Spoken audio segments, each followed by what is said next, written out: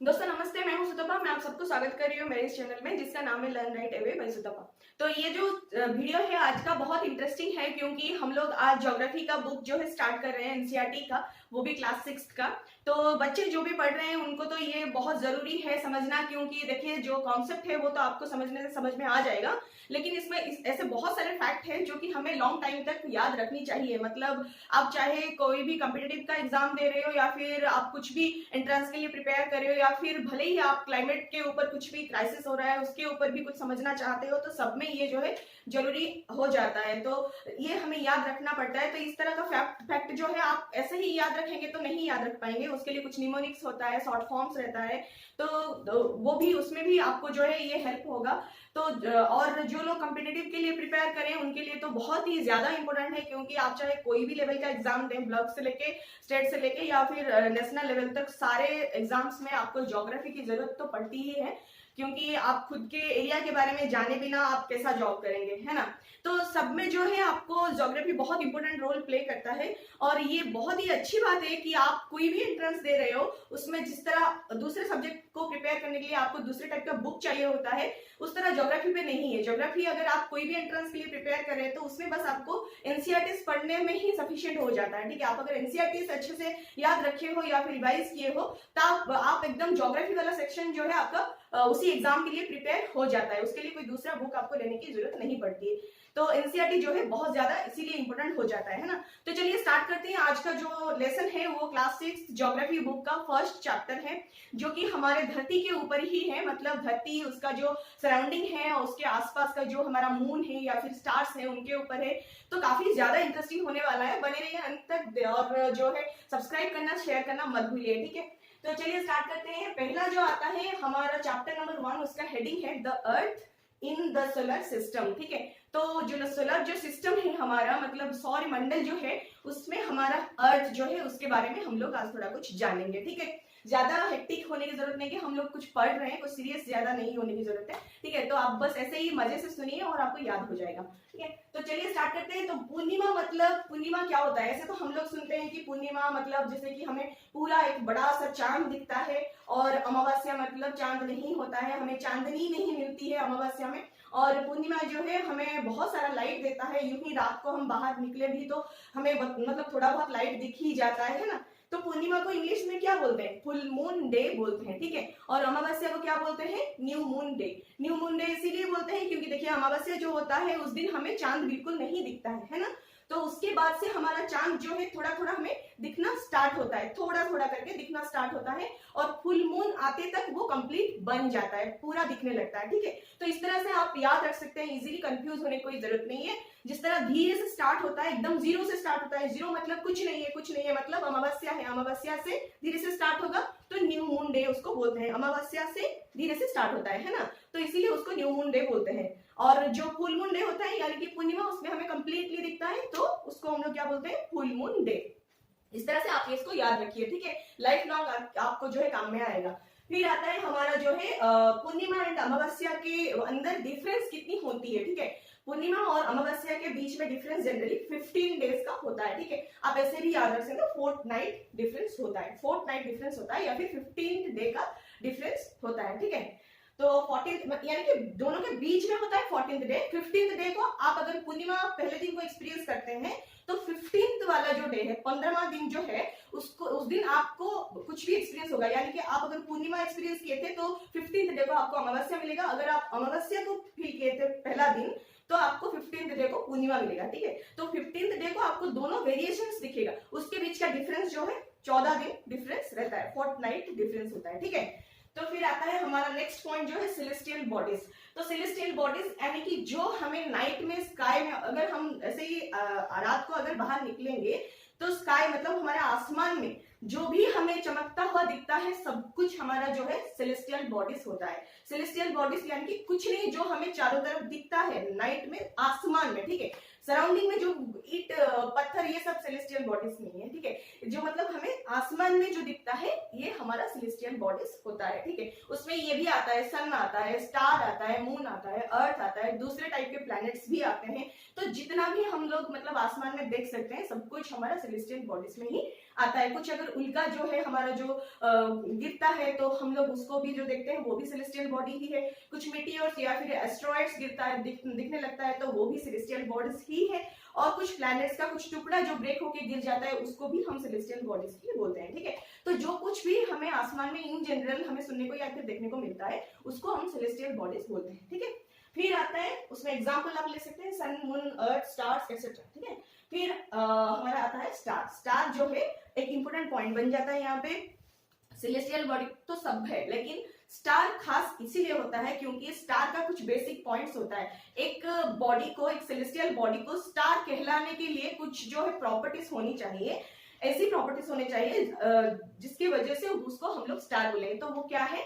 पहला है उसका खुद का जो है लाइट एंड हीट होनी चाहिए, मतलब उसके खुद के बॉडी में जो है लाइट एंड हीट जनरेट होता रहे, ठीक है। अगर जनरेट हो रहा है लाइट एंड हीट और वो लोग एमिट कर रहे हैं दूसरे प्लैनेट या फिर दूसरे बॉडीज को, और वो जनरली गैस से मतलब बना हुआ है, गैस से स्ट्रक्चर बना हुआ है, तो हम लोग उसको क्या बोलते हैं? स्टार बोलते हैं, ठीक है। याद रहा 3 पॉइंट, एक तो वो गैस से बना हुआ रहता है, दूसरा जो है उसका खुद का लाइट एंड हीट रहता है, तीसरा जो है ये सब जो लाइट एंड हीट वो दूसरे बॉडीज को देते रहता है, ठीक है। तो इसके लिए उसको स्टार बोला जाता है। स्टार में एक एग्जांपल जो है हमारा सबसे नियरेस्ट स्टार जो है हमारा वो है सन, ठीक है।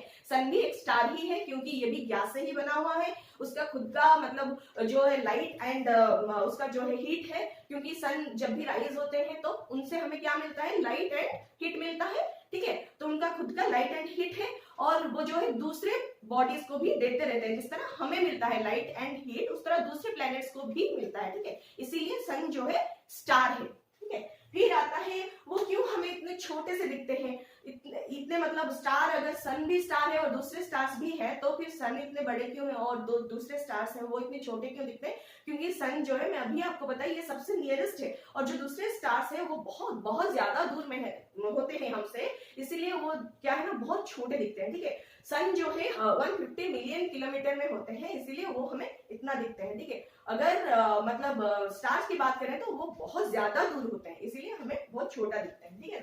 तो फिर आता है हमारा कॉन्स्टलेशन, ठीक है। कॉन्स्टलेशन मतलब क्या? आप कभी सुने होंगे कि बचपन में जैसे कि दादी नानी हमसे बात करते थे तो हमें बोलते थे कि आसमान में हमें सप्तऋषि दिखते हैं, ठीक है ना। सप्तऋषि यानी कि 7 सेजेस, ठीक है। ऋषि यानी कि सेजेस, सप्त मीन्स 7, ठीक है। तो 7 सेजेस जो है हमें आसमान में दिखते हैं, वो कुछ इस टाइप का एक मतलब फॉर्मेट में रहते हैं, ठीक है, एक पैटर्न में रहते हैं।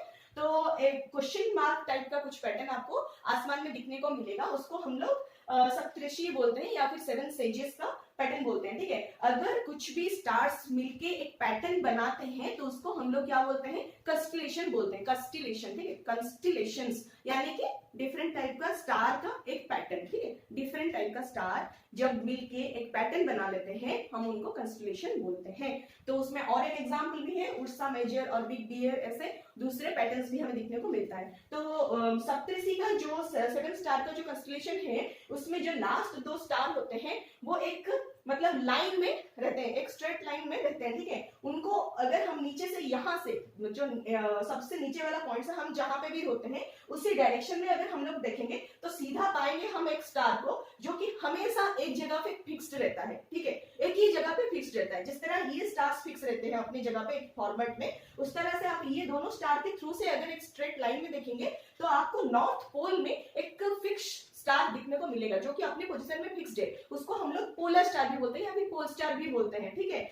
उसको ऐसे भी मतलब जो हमारे एंसेस्टर्स थे एंशिएंट टाइम में, कुछ लोग ऐसे भी थे जो रात को मतलब ज्यादा हमारा इस तरह का इलेक्ट्रिसिटी जब अवेलेबल नहीं था तो वो लोग डायरेक्शन जानने के लिए ये स्टार को यूज करते थे। मतलब स्टार जनरली हमें नॉर्थ डायरेक्शन में ही देखने को मिलता था, तो स्टार को देख के ये लोग जान पाते थे कि हम किस डायरेक्शन में जा रहे हैं, ठीक है। ये जनरली हमारे जो एंशिएंट पीपल होते थे वो यूज करते थे इस स्टार को अपना डायरेक्शन डिटरमाइन करने के लिए, ठीक है। तो ये जो रहा हमारा इस तरह से स्ट्रेट लाइन में हमें ये नॉर्थ पोल में नॉर्थ स्टार जो है देखने को मिलता है, इस तरह से हमें देखने को मिलेगा।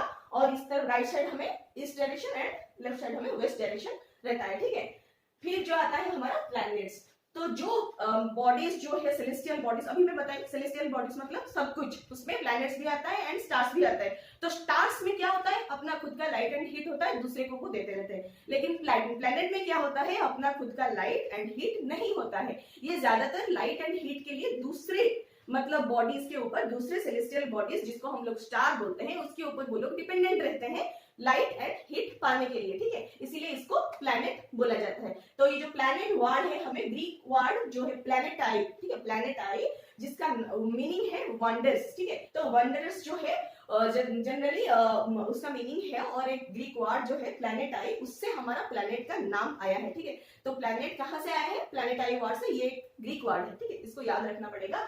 और प्लैनेट में कौन कौन आते हैं, हमारा अर्थ और फिर हमारा जो मून है, ये सब जो है प्लैनेट में आते हैं, क्योंकि इनका खुद का जो है लाइट एंड हीट नहीं है। ये लाइट एंड हीट पाने के लिए सन जैसे स्टार के ऊपर डिपेंडेंट है। सन एक स्टार है और सन के ऊपर ये लोग डिपेंडेंट है, क्योंकि इनके पास खुद का लाइट एंड हीट नहीं है, ठीक है। तो फिर आता है हमारा सोलर सिस्टम। सोलर सिस्टम में बेसिकली क्या है, हम लोग लगभग कुछ कुछ जानते हैं इसके बारे में, सोलर सिस्टम के बारे में। मतलब सन जो है मिडिल में रहता है और उनके चारों तरफ जो है 8 प्लैनेट्स हमारा घूमते रहते हैं, ठीक है। तो 8 प्लैनेट क्या क्या है, पहले देख लेते हैं 8 प्लैनेट क्या क्या है। पहला है सन से सबसे क्लोजेस्ट जो प्लैनेट है वो है मर्क्यूरी, देन आता है वीनस, देन है अर्थ, देन है Mars, then Jupiter, then Saturn, and 7th वाला जो है यूरेनस, एंड 8th वाला जो है नेपच्यून, ठीक है। तो मर्क्यूरी जो है सबसे छोटा प्लैनेट है, सबसे छोटा हमारा सोलर सिस्टम का सबसे छोटा प्लैनेट है, और सबसे क्लोजेस्ट प्लैनेट है। किसको देख के, सोलर मतलब सन को देखे, सोलर सिस्टम में टुवर्ड्स सन अगर हम देखेंगे तो सबसे क्लोजेस्ट सन के तरफ कौन रहता है, मर्क्यूरी, ठीक है, और साइज में भी सबसे छोटा रहता है। फिर आता है वीनस, वीनस के बाद आता है अर्थ। अर्थ जो है तीसरा प्लैनेट है, वो कलर में ब्लू दिखता है, क्योंकि उसमें 3 भाग जो है पानी रहता है और एक ही भाग जो है हमारा लैंड मास रहता है, ठीक है, इसलिए अर्थ जो है इन जनरल कलर में ब्लू दिखता है। फिर आता है मार्स, मार्स के बाद आता है जुपिटर, जुपिटर जो है सबसे बड़ा रहता है, और सैटर्न, सैटर्न के चारों तरफ हमें एक रिंग देखने को मिलता है। फिर आता है यूरेनस एंड नेपच्यून। प्लूटो जो था पहले, उसको जनरली ड्वार्फ प्लैनेट डिक्लेयर कर दिया गया, और उसके बाद से हमारे पास 8 ही प्लैनेट रह गए हैं हमारे सोलर सिस्टम में, ठीक है। तो इसको याद रखने के लिए आप एक शॉर्ट फॉर्म जो है यूज कर सकते हैं, my very efficient mom just served us nuts, ठीक है। मतलब मर्क्यूरी फॉर माय, ठीक है, मर्क्यूरी को याद करने के लिए माय, ठीक है। फिर वी फॉर वीनस, तो वी को याद करने के लिए वेरी, ठीक है। अर्थ को याद करने के लिए एफिशिएंट, देन अगेन मार्स जो आता है, मार्स को याद करने के लिए मॉम, फिर जे यानी कि जुपिटर को याद करने के लिए जस्ट, देन सैटर्न को याद करने के लिए सैटर्न प्लैनेट को याद करने के लिए सर्व्ड, ठीक है, सर्व्ड, देन यू यानी कि यूरेनस, उसको याद करने के लिए अस, एंड देन नेपच्यून, उसको याद करने के लिए नट्स, ठीक है। तो इस तरह से एक शॉर्ट फॉर्म है, उसको आप याद करेंगे तो ऑटोमेटिकली आपका 8 प्लैनेट जो है एक सीक्वेंस में याद रह जाएगा, ठीक है। फिर कुछ इनके बारे में जान लेते हैं, जो 8 प्लैनेट है उनके बारे में थोड़ा सा जान लेते हैं। तो उनका जो ऑर्बिटल मूवमेंट है, मतलब एक प्लैनेट जो रहता है वो कभी स्थिर नहीं रहता है, स्टिल नहीं रहता है, वो हमेशा घूमते रहता है। कैसे घूमते रहता है, जो प्लैनेट है वो खुद के एक्सिस के ऊपर घूमते रहता है, और खुद के एक्सिस जो होता है, मतलब आप एक इमेजिनरी लाइन अगर ड्रॉ करेंगे एक प्लैनेट के बीच में से, ठीक है, तो उनका एंगल तो डिफरेंट रहता है, हर कोई स्ट्रेट नहीं रहता है, उसके बारे में हम बाद में जानेंगे, हायर क्लासेस में जानेंगे। तो अभी थोड़ा सा ऐसे ही इमेजिन कर लीजिए कि एक प्लैनेट है, एक छोटा सा बॉल ही है, उसके बीच में से हम एक रॉड दे देंगे, उसका एक्सिस मान लीजिए उसको, ठीक है। तो वो अपने एक्सिस के ऊपर ऐसे ही घूमता है, ठीक है, अपने एक्सिस के ऊपर राउंड करके घूमता है, फिर ऐसे घूमते वो सन के चारों तरफ भी घूमता है, ठीक है। तो सन के चारों तरफ घूमने के लिए उसको एक पाथ चाहिए, वो जो इमेजिनरी पाथ में घूमते रहता है सन के चारों तरफ, कोई भी प्लैनेट हो जो घूमते रहता है उसको हम लोग ऑर्बिट बोलते हैं, ठीक है। और जो अपने चारों तरफ घूमता है उसको हम लोग बोलते हैं स्पिनिंग, यानी कि स्पिन करता रहता है, ठीक है। तो स्पिनिंग करने के लिए प्लैनेट को कुछ टाइम चाहिए, यानी कि अपने तरफ घूमने के लिए कुछ टाइम चाहिए, और सन की तरफ घूमने के लिए भी कुछ टाइम चाहिए, ठीक है। तो ये जो 8 प्लैनेट है, इनका जो अपने तरफ घूमना और सूर्य की तरफ घूमना कुछ टाइम का डिफरेंस रहता है, सब कोई एक ही समान टाइम नहीं लेते हैं। तो कितना टाइम लेते हैं थोड़ा सा जान लेंगे, ठीक है। अभी आता है मर्क्यूरी पहले, क्योंकि सबसे पहले मर्क्यूरी ही आता है। तो मर्क्यूरी जो है ऑर्बिटल पाथ कंप्लीट करने के लिए, एक ऑर्बिटल पाथ यानी कि कंप्लीट मान लीजिए यहाँ से स्टार्ट होता है वो सन के चारों तरफ घूमने के लिए, और फिर से उसी जगह पे आने के लिए उसको 88 दिन यानी कि 88 डेज लगता है, ठीक है। फिर खुद के चारों तरफ घूमने के लिए छोटा सा तो प्लैनेट है, खुद के चारों तरफ घूमने के लिए उसको 59 डेज लगता है, ठीक है। उसके बाद वीनस का जो ऑर्बिटल पाथ कंप्लीट करने के लिए लगता है 255 डेज एंड स्पिनिंग के लिए उसको लगता है 243 डेज, ठीक है। फिर अर्थ को लगता है 365 डेज। 365 डेज के हमारा 5 डेज में कितना होता है, 365 डेज में हमारा 1 ईयर कंप्लीट हो जाता है, 1 साल कंप्लीट हो जाता है, ठीक है। क्यों कंप्लीट होता है, क्योंकि 1 साल यानी कि कंप्लीट 365 डेज में अर्थ जो है सन के अराउंड एक सर्किट कंप्लीट कर लेता है। फिर खुद के तरफ घूमने के लिए उसको कितना टाइम लगता है, 1 डे लगता है। हमें दिन रात महसूस जो होता है, एक खुद के तरफ एक सर्किट कंप्लीट होने से ही हमें दिन रात फील होता है, और सन के तरफ एक सर्किट कंप्लीट होने से हमें 1 साल का फीलिंग्स होता है, ठीक है। तो इस तरह अर्थ का हो गया 1 day for spinning and 365 days for orbital path completion, ठीक है। फिर आता है मतलब अर्थ का कितना मून है, एक ही मून है, ठीक है। और ये जो मर्क्यूरी एंड वीनस का कोई मून नहीं है। मार्स जो है मतलब अर्थ के बाद जो आता है वो ऑर्बिटल पाथ कंप्लीट करने के लिए 687 डेज लेता है एंड अपने चारों तरफ स्पिन करने के लिए एक ही दिन उसको लगता है, ठीक है। उसके पास कितना मून है, उनके पास 2 मून है, मार्स के पास 2 मून है, ठीक है। जिस तरह हमारे पास 1 मून है, मार्स का 2 मून है। ये थोड़ा इंपॉर्टेंट है, इसको याद रखना चाहिए, एग्जाम्स में पूछे जाते हैं, ठीक है। फिर आता है जुपिटर। जुपिटर को मतलब ये जो ऑर्बिटल पाथ कंप्लीट करने के लिए कितना टाइम लगता है, 11 ईयर्स लगता है, ठीक है। 11 ईयर्स 11 मंथ्स लगता है, मतलब लगभग 12 मंथ हम मानेंगे तो 1 साल कंप्लीट हो जाता है ना। तो जुपिटर को एक ऑर्बिटल पाथ कंप्लीट करने के लिए 11 ईयर 11 मंथ्स लगता है, और स्पिनिंग कंप्लीट करने के लिए 9 आवर 55 मिनट लगता है, 9 घंटा और 55 मिनट लगता है अपने तरफ खुद के तरफ स्पिन करने के लिए, ठीक है। तो जुपिटर का मून कितना है, 53 नंबर्स, ठीक है। जुपिटर का 53 मून है। फिर सैटर्न जो है ऑर्बिटल पाथ कंप्लीट करने के लिए 29 ईयर 5 मंथ्स लेता है, और स्पिन करने के लिए 10 आवर 40 मिनट्स लेता है, ठीक है। 10 घंटे 40 मिनट में वो खुद की तरफ घूम लेता है, और उसका कितना मून है, 53 मून है। फिर यूरेनस जो है 84 इयर्स लेता है ऑर्बिटल पाथ कंप्लीट करने के लिए, और स्पिन करने के लिए 17 आवर 14 मिनट्स लेता है, और यूरेनस के पास जो है 27 मून्स होते हैं, ठीक है। और नेपच्यून के पास कितना मून होता है, 13 मून, 13 ठीक है। और वो जनरली ऑर्बिटल पाथ कंप्लीट करने के लिए 164 इयर्स लेता है, एंड स्पिन कंप्लीट करने के लिए 16 आवर 7 मिनट्स टाइम लेता है, ठीक है। ये थोड़ा हमें याद करना पड़ेगा, थोड़ा सा याद रखना पड़ेगा। अर्थ का तो ऐसे ही याद रह जाएगा, और आसपास करके थोड़ा सा याद रखना मतलब जरूरी है। और मून जो है ये तो बहुत कम ही है, मतलब दोनों का सेम है, जुपिटर सैटर्न का 53 है, और अर्थ का 1 एंड नेक्स्ट का 2, ऐसे याद रख सकते हैं कि अर्थ से स्टार्ट होता है मून, तो अर्थ का 1 है, और अर्थ के बाद जो दूसरे में आता है उसका 2 है, ठीक है। ऐसे याद रख लीजिए। फिर बस आपको 2 ही थोड़ा डिफिकल्टी होगा याद रखने के लिए, यूरेनस एंड नेपच्यून। यूरेनस का 27 एंड नेपच्यून का 13। तो इतना थोड़ा सा इंपोर्टेंट फैक्ट जो है याद रख लीजिए, और इसका जो नेक्स्ट पार्ट है हम लोग नेक्स्ट वीडियो में कंप्लीट कर लेंगे, ठीक है। तो अगर आपको ये पसंद आ रहा है, अगर समझ में आ रहा है, तो प्लीज दोस्तों के साथ शेयर कीजिए, सब्सक्राइब कीजिए एंड लाइक करना मत भूलिए। थैंक यू सो मच, नमस्ते।